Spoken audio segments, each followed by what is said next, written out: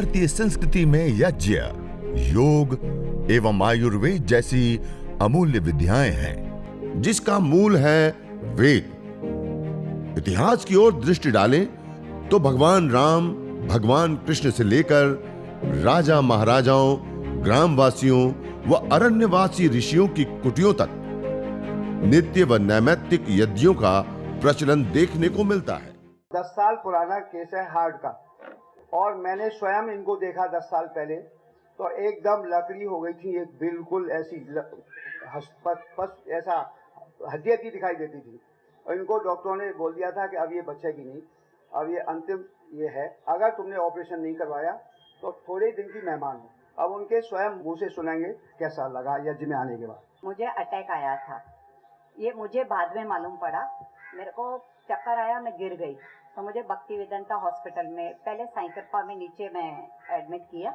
वहाँ से बोला कि सीरियस केस है। उसने 5-6 घंटा ट्राई किया, लेकिन उसके बाद मुझे भक्ति वेदांता में भेजा। तो 3 दिन के बाद मुझे होश आया। डॉक्टर लोगों ने टोटल घर वालों को जवाब दे दिया, बोला भी ऊपर वाले के हाथ में। लेकिन भगवान की कुदरत है कि मैं आज भी जिंदा हूँ डॉक्टर साहब की वजह से। मैंने बोला कि मुझे ऑपरेशन कराना नहीं है। वो टाइम पे हमारी हस्ती भी नहीं थी इतनी, लेकिन फिर सब लोगों ने बोला कि कैसे चलेगी। मैंने बोला अभी भगवान के ऊपर मैं छोड़ देगी। 1 हफ्ते के बाद हमारे नेबर है ना, उसने बोला एक काम करो ना, तो इधर हवन में जाया करो। फिर मैंने ना थोड़ा थोड़ा हंसते, पहले रिक्शा में आती थी, ऐसा कर करके बैठना सीख गई। फिर वहीं पे मैंने ये किया, करीबन 1 महीना गया, 2 महीना गया, मेरे में रिकवर आने लगा। करीबन मेरे को 2 साल के बाद वापस में मेरे को बोला कि आप एक बार चेकअप तो कराओ ना, देवेंद्र सिंह ने बोला। मैंने बोला ठीक है, मैं करा देती हूँ। लेकिन मुझे भगवान की दया से कुछ भी नहीं निकला। और वो डॉक्टर हैरान हो गए कि क्या बात है, आप जो 15 दिन जीने वाली औरत आज इतने सालों से आज मैं आप सबके सामने हूँ। एक लड़का है, मैं इसका भी इंटरव्यू करवा दूँ, ये साक्षात है। ये जब चलता था, तिवारी बहन जी ने भी इन्होंने देखा, वो ऐसे चलता था ये। तो ये जो है गिर जाता था बेचारे को, सीधा साधा, और बोलता भी, स्पीच साफ नहीं आती थी बिल्कुल। तो इसको मैंने एक दिन बोला तू यहाँ पे आया कर बेटा, यहाँ हवन में बैठा कर। उस दिन से ये हवन में आने लगा। हवन आवाज ऐसे ऐसे बोलता था धीरे। तो मैंने कहा तू इसमें बैठा कर, रोजाना आने लगा कंटिन्यूस। उसका परिणाम क्या हुआ, स्पीच भी थोड़ी आने लगी। और आज मंत्र सुनाएंगे आपको, चलो खड़े हो जाओ, तुम्हारे सामने ये बोल के सुनाएगा। ओम भूर्भुवः स्वः तत्सवितुर्वरेण्यं भर्गो देवस्य धीमहि धियो यो नः प्रचोदयात्। ओम सर्वं वै पूर्णगं स्वाहा। ओम सर्वं वै पूर्णगं स्वाहा। एक ही मंत्र का 3 बार उच्चारण करते हुए आहुति प्रदान करके हमने पूर्णाहुति कर दी। और उसके बाद सीधा बैठते हुए सर्वे भवन्तु सुखिनः, सर्वे सन्तु निरामयाः, सर्वे भद्राणि पश्यन्तु, मा कश्चित् दुःखभाग् भवेत्। ओम शांति शांति शांति। ओम। यह हमारा हवन अग्निहोत्र यज्ञ संपन्न हो गया। देवी शक्तियों की आराधना, पूजा, उपासना के साथ साथ चिकित्सा भी हमारी संपूर्ण हो जाती है। यह देवीय चिकित्सा पद्धति के माध्यम से, यज्ञ के माध्यम से, हवन के माध्यम से, अग्निहोत्र के माध्यम से। और कितनी ही मिनट लगती है, 5-7 मिनट अग्नि प्रदीप्त करने आदि के लिए लगती है, और 4-5 मिनट विशेष अवीर द्रव्यों की आहुति प्रदान करने के लिए लगती है। बस इतनी देर आप अपने घर के अंदर जहाँ पे सोते हैं, बैठते हैं, उठते हैं, ज़्यादा से ज़्यादा समय रहते हैं, उस स्थान पे इसी प्रकार से यज्ञ, हवन, अग्निहोत्र करिए। और उसके बाद उसी वायुमंडल में ज़्यादा से ज़्यादा रहने का प्रयास कीजिए। और हो सके तो उस वायुमंडल में रह करके, क्योंकि नैनो हुई हवन सामग्री, जड़ी बूटियाँ या वायुभूत हुई हवन सामग्री, जड़ी बूटियाँ वायुमंडल के अंदर उपस्थित है। अब आप जितना लंबा गहरा श्वास लेंगे, भस्त्रिका, कपालभाति, अनुलोम विलोम, यदि इस योगाभ्यास को, वैसे ही योगाभ्यास से भी सभी प्रकार के रोगों को दूर करने में योग ही योग भी सक्षम है, लेकिन उसके साथ साथ यदि रोगानुसार यज्ञ जुड़ जाता है तो जिस इन्वायरमेंट के अंदर हम योग कर रहे हैं, योगाभ्यास कर रहे हैं, उस इन्वायरमेंट वायुमंडल के अंदर जो व्याप्त प्रदूषक तत्व हैं वो दो प्रकार के होते हैं। एक तो माइक्रोबायोलॉजिकल, दूसरा केमिकल प्रदूषण। वो दोनों ही दूर हो जाते हैं इसके माध्यम से। वायुमंडल ऑक्सीजन से भर जाता है, वायुमंडल के अंदर जीवनी शक्ति का संचार हो जाता है, वायुमंडल शुद्ध हो जाता है, पवित्र हो जाता है, सुगंधित हो जाता है, मेडिकेटेड हो जाता है। और उतना ही नहीं, जिस हम यज्ञ करते हैं तो उस स्थान भी देवी शक्तियों से युक्त हो जाता है, वहाँ ऊर्जान्वित वह स्थान बन जाता है। उस स्थान पर रहने मात्र से चिकित्सा होती है, और उसमें जब हमने योगाभ्यास कर लिया तो उसके बाद तो जो लाभ हो सकता है वो तो व्यक्ति करके ही अनुभव कर सकता है। और हजारों हजारों लोगों के ऐसे विशेष अनुभव हैं जो उन्होंने यज्ञ करके, हवन करके, अग्निहोत्र करके विशेष अपने जीवन में लाभों को उठाया है। तो इस प्रकार से इस यज्ञ को करने से, हवन को करने से, अग्निहोत्र को करने से अनेकों अनेकों प्रकार के लाभ उठाए जा सकते हैं। उसमें सबसे सरल, सहज और सुलभ रूप में यदि हम देखें तो चिकित्सा के लाभ बहुत ही उपयोगी। खाली हम एक विशेष हवीर द्रव्यों का चयन करके, उसका हवि प्रदान करके और एक श्रद्धापूर्वक, निष्ठापूर्वक, पूरी पवित्रता और शुद्धिकरण पूर्वक समय का और एक कुछ पालन करते हुए हम व्यवस्थित रूप से यदि यज्ञ करते हैं तो यज्ञ चिकित्सा से जो स्वास्थ्य लाभ प्राप्त हो सकता है वो और कोई पद्धति नहीं। इसलिए तो इसको देवीय चिकित्सा की ही आयुर्वेद ग्रंथों ने, यह देवीय चिकित्सा है। तो आइए हम सब लोग इस देवीय चिकित्सा पद्धति के साथ जुड़े और सभी प्रकार की व्याधियों से, इसलिए कहना यज्ञ की यह शुद्ध हवा सब रोगों की है दवा। जो तुम चाहते हो रोगों से छुटकारा तो लो नियमित यज्ञ का सहारा। ये यज्ञ एक बहुत बड़ी उत्तम विधा और विद्या है, उसके साथ जुड़े और उसका हम विशेष रूप से लाभ उठाएं। और आगे कुछ आप सभी लोगों के बहुत सारे प्रश्न आए हैं, उन प्रश्नों में से एक महत्वपूर्ण प्रश्न है, उसको आज हम लेंगे।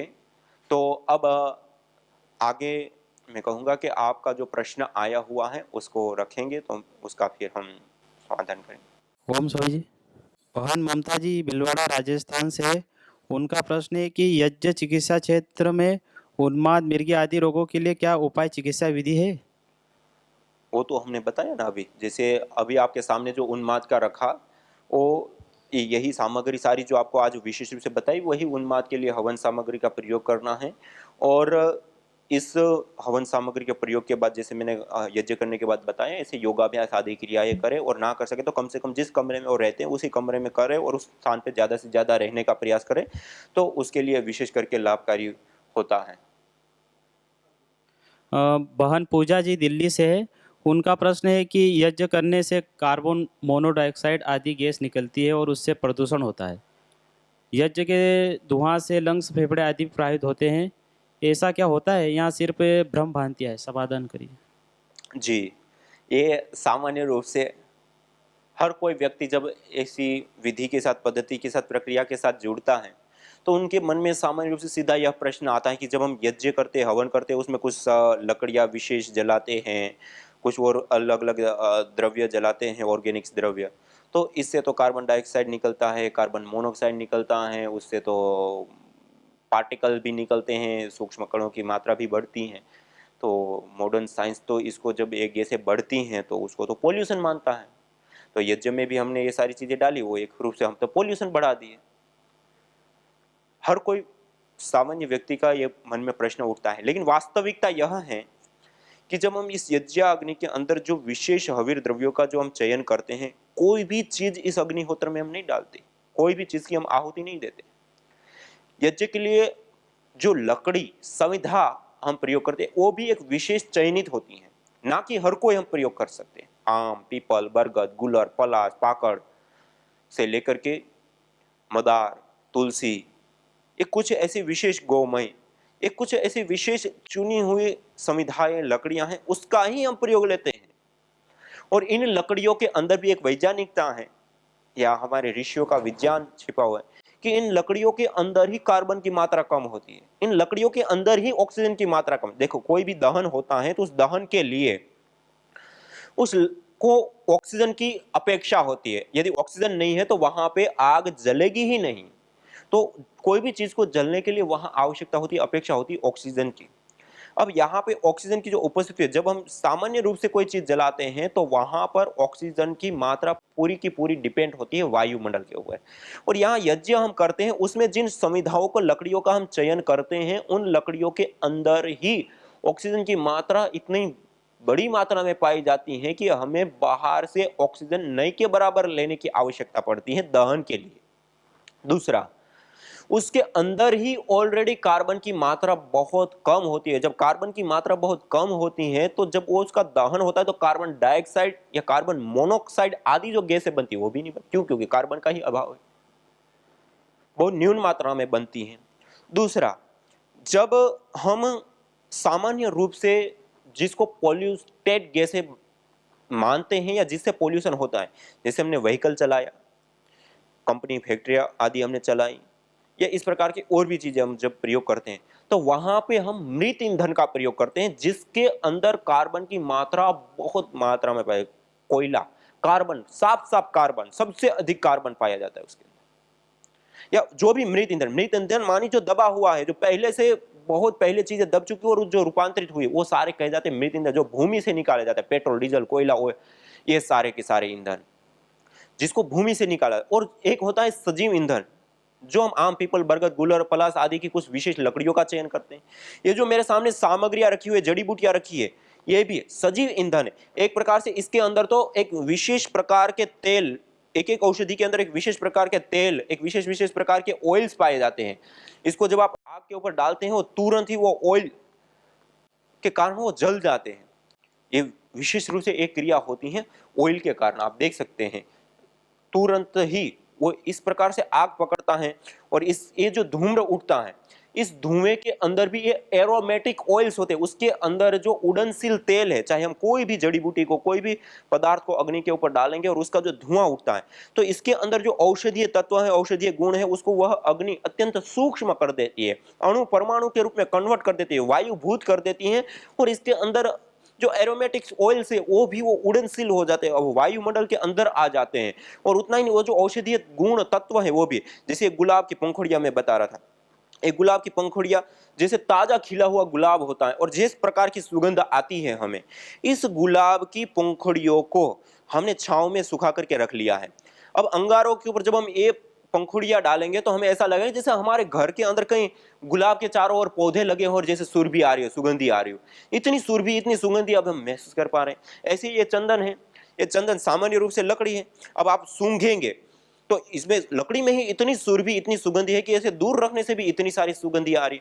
और इसको जब आप अंगारों के ऊपर रखते हैं ऐसे, तो अंगारों पर रखते ही उसकी जो सुरभि, उसकी जो सुगंधी है वो वायुमंडल के अंदर फैल जाए। जैसे हमारे घर के अंदर पूरा जैसे चंदन रख दिया हो और जैसे सुगंधी आती हो, सुरभि आती हो, ऐसी सुगंधी आने लग जाती है। और आप स्वयं खुद अपने घर में इस प्रयोग को करके कोई भी देख सकता है। तो कहने का अभिप्राय है कि कौन सी चीज जल रही है, और इस चीज को मैं बताने के लिए देखो, गैस के अंदर अंतर होता है, पार्टिकल के अंदर अंतर होता है। यह सामान्य व्यक्ति नहीं जानता है, लेकिन मॉडर्न साइंस में भी, जैसे मैंने कणों की बात की थी, कोई भी चीज हम जलाते हैं तो कण निकलते हैं विशेष प्रकार के। वह जो कण विशेष प्रकार के वायुमंडल के अंदर आते हैं, PM 2.5 से भी छोटे से लेकर के 10 तक के और भी बड़े हो सकते हैं, लेकिन ये सामान्य रूप से इसको नापा जाता है कुछ मशीनों के माध्यम से। तो यह जो पार्टिकल होते हैं वह जब वायुमंडल के अंदर आते हैं, तो मैंने कहा था कि जिस स्थान पे प्रतिदिन यज्ञ होता है वहां पे ऋणायन कणों की मात्रा बढ़ जाती है, और ऋणायन कण प्राधान्य वायुमंडल में रहने से हमें विशेष रूप से स्वास्थ्य लाभ होता है। एसिटिक बॉडी हमारी खत्म हो जाती है, ब्लड सीरोटिन की मात्रा कम हो जाती है, और अनेक प्रकार के रोगों से हमें निजात मिलती है, मुक्ति मिलती है। यह कार्य स्वाभाविक रूप से सरल रूपता से, सहजता के साथ यह सिद्ध होता है इस यज्ञ के माध्यम से, हवन के माध्यम से। दूसरा, गैसें बनती हैं, कार्बन डाइऑक्साइड, कार्बन मोनोऑक्साइड और भी बहुत सारी गैसें बनती है। वैसे कार्बन डाइऑक्साइड कोई पॉइजनिक गैस नहीं है, कार्बन डाइऑक्साइड से मनुष्य को कोई नाता नहीं होता है, कार्बन डाइऑक्साइड से मनुष्य को कोई हानि नहीं होती यदि अत्यधिक मात्रा में बढ़ गई है उसको छोड़ करके। लेकिन सामान्य रूप से जो यज्ञ से उत्पन्न होती हैं उससे तो कोई हानि होने की कोई संभावना ही नहीं। दूसरा, हम जो व्हीकल चलाते, गाड़ी, मोटरसाइकिल आदि, उसमें जो कार्बन डाइऑक्साइड पैदा होती है, वहां पे जो ईंधन का दहन होता है वो एक दबाव के साथ दहन होता है, उसका पूरा दहन नहीं होता है इस कारण से। और दूसरा, उसके अंदर उसके साथ साथ कई सारे प्रकार की ऐसी गैसें और कई सारे प्रकार के ऐसे हैवी पार्टिकल्स भी निर्माण होता है। इस कारण से वो वायुमंडल प्रदूषित होता है। इसलिए कहा जाता है कार्बन डाइऑक्साइड, कार्बन मोनोऑक्साइड जो व्हीकलों से पैदा होता है उससे बहुत पोल्यूशन होता है। जबकि हम यज्ञ करते हैं, हवन करते हैं, अग्निहोत्र करते हैं, उससे निकलने वाली कार्बन डाइऑक्साइड गैस भी यदि होती हैं तो आज आधुनिक साइंस में भी यह सिद्ध किया है कि जो हम औषधियाँ, जड़ी बूटियाँ आदि हम अंगारों के ऊपर डालते हैं या रखते हैं और इससे निकलने वाली जो विशेष प्रकार की जो एरोमेटिक ऑयल है, उड़नशील तेल है, वो उस कार्बन के साथ युक्त होकर के देशांतर को अर्थात व्हीकल का काम कार्बन करती हैं, एक पदार्थ को एक जगह से दूसरी जगह पे औषधीय तत्वों को ले जाने के लिए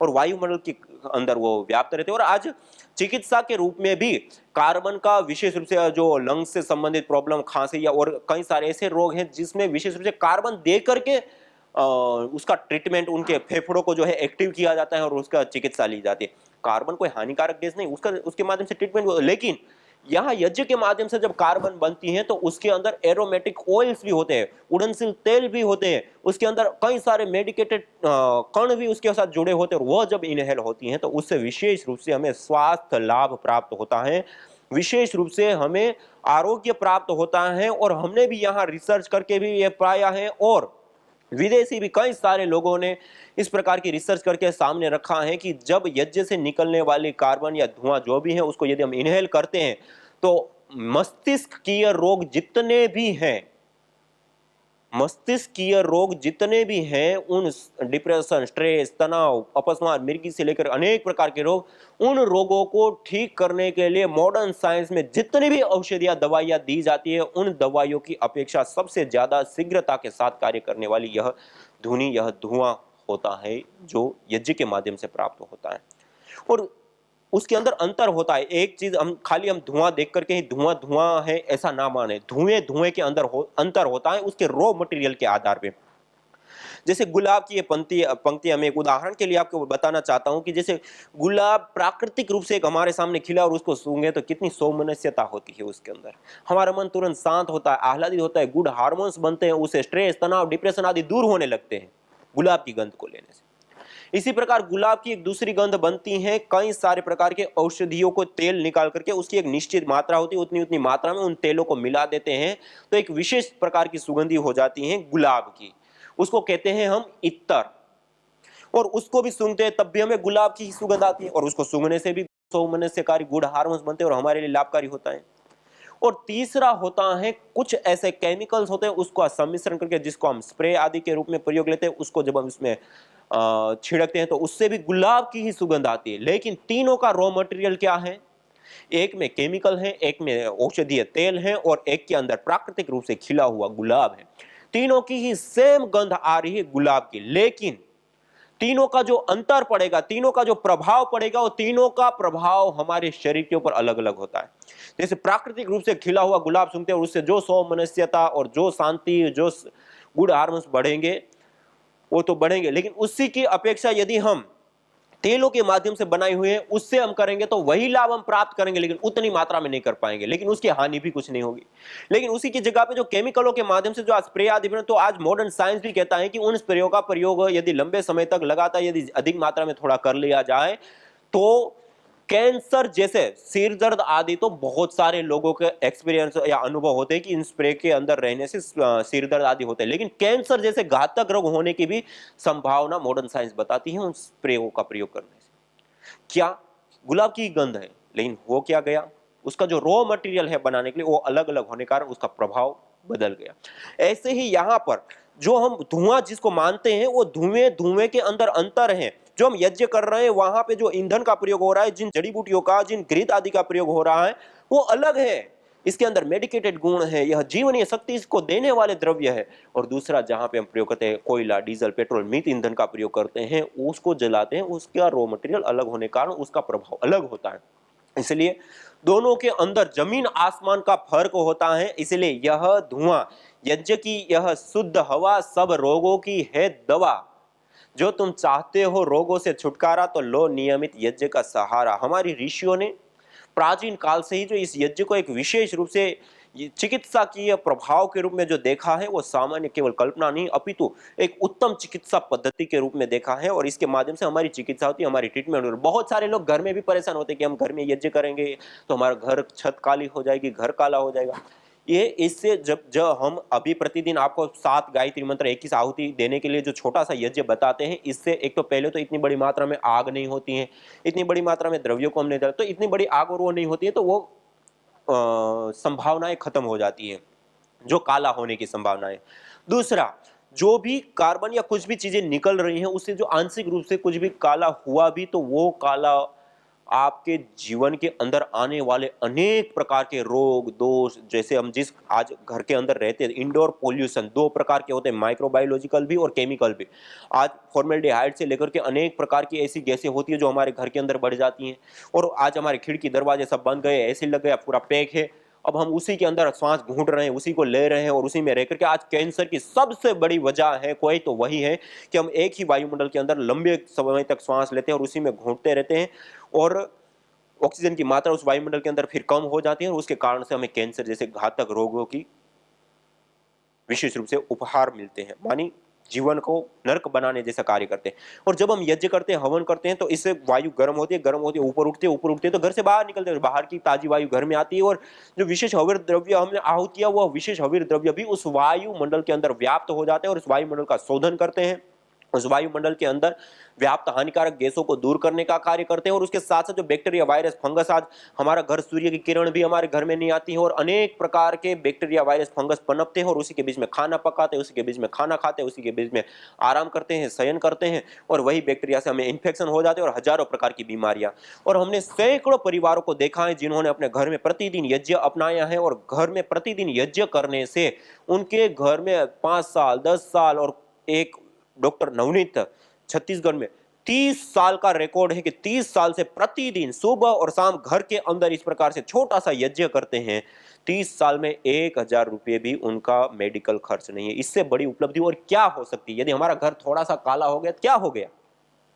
लेकिन ये स्वास्थ्य लाभ, आरोग्य लाभ, और ये स्वास्थ्य लाभ से कितने पैसों का बचाव, कितना मतलब सुख का स्थिति, और ये सब तो बात छोड़िए, जो सो मनस्यता आपको मिलेगी, जो मानसिक शांति आपको मिलेगी, वो इसके अलावा और कहीं ऐसी मानसिक शांति प्राप्त करने का और बढ़िया जरिया और कहीं नहीं है। इसलिए यह यज्ञ, हवन, अग्निहोत्र केवल हमारी छत थोड़ी बहुत काली हो जाए, हमारी दीवार थोड़ी बहुत काली हो जाए तो उसके कारण हम नहीं करते हैं, तो हम अपने जीवन में बहुत बड़ी हानि उठा रहे हैं। तो हम ऐसे छोटे से यज्ञ को, हवन को अपना करके और अपने घर को दिव्य ऊर्जाओं से, होत्री सदनम हरितम हिरण्ययम, हमारे वेदों ने कह दिया कि जिस घर में प्रतिदिन यज्ञ होता है वह घर हिरण्यमय हो जाता है, उस घर में देवीय शक्तियों का वास होता है, उस घर में रहने वाला कभी बीमार नहीं हो सकता, उस घर में रहने वाला सुख शांति समृद्धि सद्भावना और अच्छाइयों से, धन समृद्धि से भर जाता है उसका घर। इससे बढ़िया और क्या हो सकता है? तो आइए ऐसे दिव्य यज्ञ, भागवत कार्य, श्रेष्ठतम कर्म यज्ञ को अपनाएं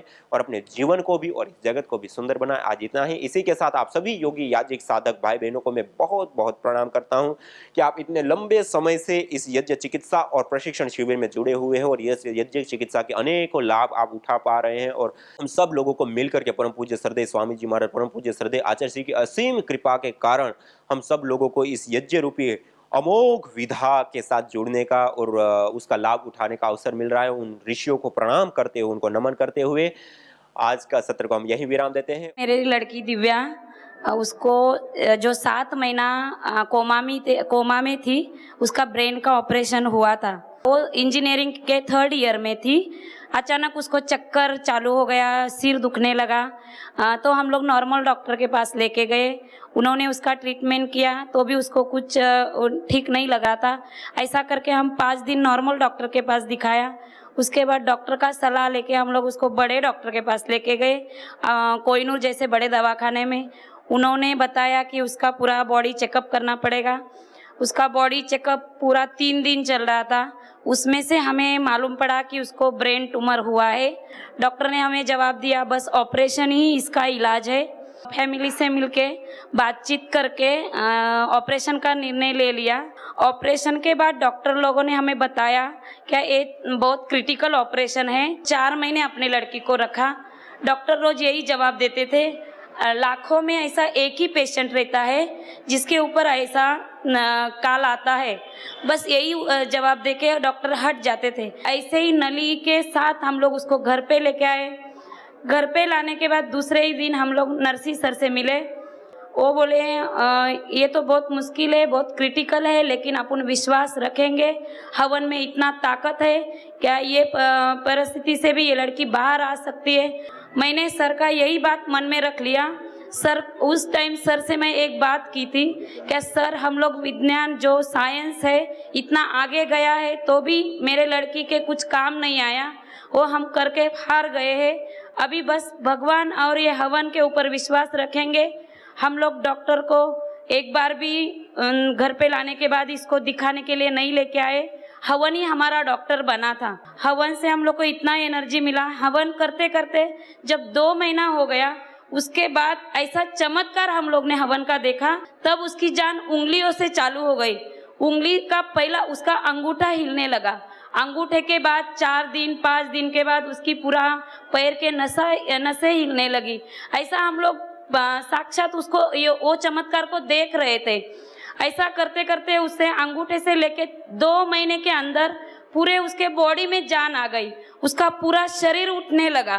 तो हम लोग ने ऐसा अपने जैसा शरीर तो भगवान का देखा नहीं, लेकिन इसके रूप में हम लोग ने, हवन के रूप में हम लोग ने भगवान को देख लिया। पहले बार उसका गले का ऑक्सीजन का मशीन निकालने हम लोग जब दवाखाने में 2 महीने बाद गए, 2 महीने बाद उधर जाने के बाद में डॉक्टर अपना उंगली मुंह में डाल के देख रहे थे। जब हम लोग 5 महीना कुछ नहीं कर सके, 2 महीने में अपने घर में ऐसा क्या कर लिया जो लड़की को खड़ा किया। जो दूसरे भी 2 पेशेंट है उनको भी ये रास्ता बता दो। ऐसा करते करते 2 महीने के बाद उसका गले का मशीन हट गया।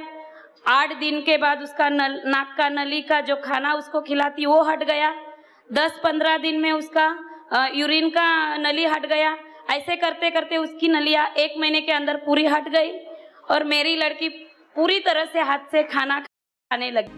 यज्ञ भारतीय संस्कृति का मूल है। तो आइए हम संकल्प लें, संसार के श्रेष्ठतम कर्म यज्ञ को अपनाएं। पिंड और ब्रह्मांड में संतुलन कायम करने वाले यज्ञ को अपने जीवन का अभिन्न अंग बनाएं एवं प्रकृति मां के प्रति अपने ऋणों को अदा करें। विश्व स्वास्थ्य का एक नारा, यज्ञ से होगा जग उजियारा। भारतीय संस्कृति की अमूल्य विरासत यज्ञ की महिमा को जानने हेतु वैदिक चैनल पर प्रतिदिन प्रातः एवं सायं 11:30 बजे यज्ञ महिमा कार्यक्रम से जुड़ें। विशेष जानकारी हेतु संपर्क करें। मोबाइल 9068565306।